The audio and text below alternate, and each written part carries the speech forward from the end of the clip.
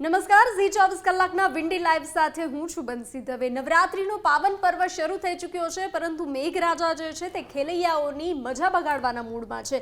જી હા, આજે 23 તારીખ અને સવારે 7 વાગ્યાનો સમય જોઈશું કે કઈ કઈ જગ્યાએ મેઘરાજા ધડબડાટી બોલાવશે અને ખેલૈયાઓને નિરાશ થવું પડશે, કારણ કે નવરાત્રીમાં વરસાદની સંભાવનાઓ વ્યક્ત કરવામાં આવી છે। આપ જોઈ રહ્યા છો સવારે 7 વાગ્યે સુરત અને મેઘરાજા ગમરોળવાના મૂડમાં જોવા મળી રહ્યા છે। તો આ તરફ જામનગર તરફ છૂટો છવાયો વરસાદ રહેશે અને ભાવનગરમાં છૂટોછવાયો વરસાદ રહેશે। ભાવનગર, વડોદરા, વલસાડમાં છૂટોછવાયો વરસાદ રહી શકે છે, પરંતુ સુરતમાં અતિભારે વરસાદની સંભાવનાઓ જે રીતે વ્યક્ત કરવામાં આવી રહી છે તેવી જ રીતે માહોલ જોવા મળી રહ્યો છે। થોડો સમય આપણે આગળ જોઈશું। સવારે 10 વાગ્યા બાદનો સમય, પહેલા તો 10 વાગ્યે જે છે તે આ સિસ્ટમ પૂરી સુરત પર બની ચૂકી છે અને તેને લઈ અતિ ભારે વરસાદ, રેડ એલર્ટ જેવો માહોલ જોવા મળી શકે છે। અતિ ભારે વરસાદ સુરતમાં જોવા મળશે 23 તારીખ અને સવારે 10 વાગ્યાના સમયમાં। ત્યારબાદ જોઈશું તો 1 વાગ્યાનો સમય છે, સિસ્ટમ છૂટી પડતી જોવા મળી રહી છે। 1 વાગ્યે સુરતમાં શાંતિ જોવા મળી રહી છે, છૂટો છવાયો વરસાદ રહેશે। ભાવનગર, વડોદરા, સુરત, વલસાડમાં છૂટો છવાયો, તો આ તરફ જૂનાગઢ, ઉના, દ્વારકામાં છૂટો છવાયો વરસાદ રહી શકે છે। મધ્ય ગુજરાતમાં છૂટો છવાયો વરસાદ રહી શકે છે।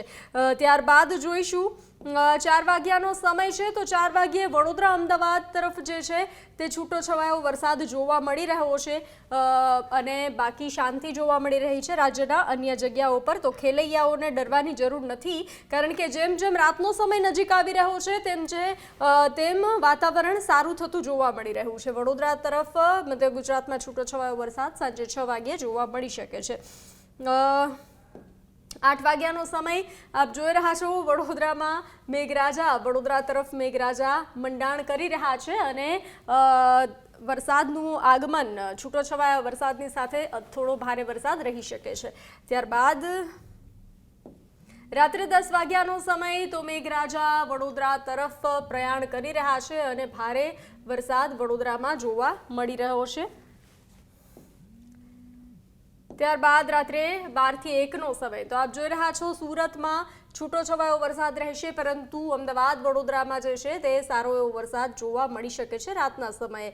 તો મેઘરાજા જે છે ખેલૈયાઓને, કારણ કે જે રીતે મધ્ય ગુજરાતમાં વરસાદ જોવા મળી રહ્યો છે તેને લઈ અને સિસ્ટમના કારણે જોવા મળી રહ્યો છે મધ્ય ગુજરાતમાં વરસાદ। તો હાલ જે છે બપોરના સમયે સુરતને મેઘરાજા ગમરોળી રહ્યા છે, પરંતુ અન્ય સમયમાં વાતાવરણ સાફ જોવા મળી રહ્યું છે, ક્યાંક છૂટો છવાયો વરસાદ જોવા મળી રહ્યો છે।